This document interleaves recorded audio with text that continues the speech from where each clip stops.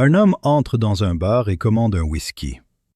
Quand le barman le sert, il l'emmène sur le banc devant le bar pour le boire. Alors qu'il savoure son verre, une nonne passe et le regarde d'un air aigre.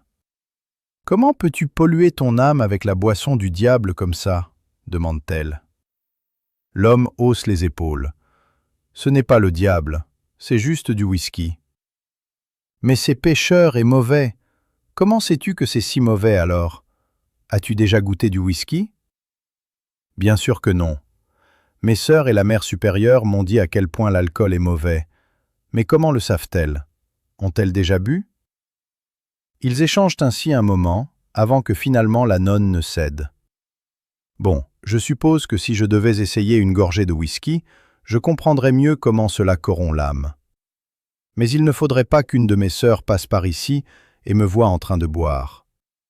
Pourriez-vous m'en commander un dans une tasse à thé? L'homme trouve cela juste et entre voir le barman.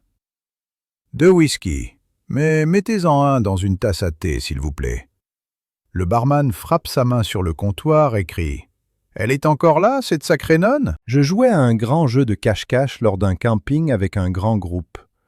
Nous étions divisés en équipes de 2 et nous devions rester cachés dans une grande forêt le plus longtemps possible. J'ai été mis dans une équipe avec mon petit frère.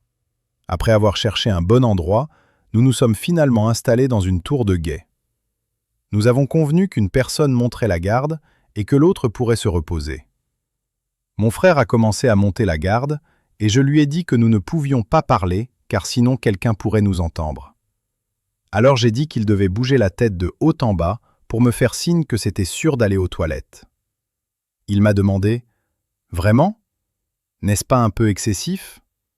Alors je lui ai dit « Ouais, tu hoches la tête. » Un prédicateur dit « Toute personne ayant des besoins particuliers qui souhaite être priée, veuillez avancer à l'avant près de l'autel. » Sur ce, un homme autochtone se mit dans la file, et quand ce fut son tour, le prédicateur demanda « Molji, pourquoi veux-tu que je prie pour toi ?»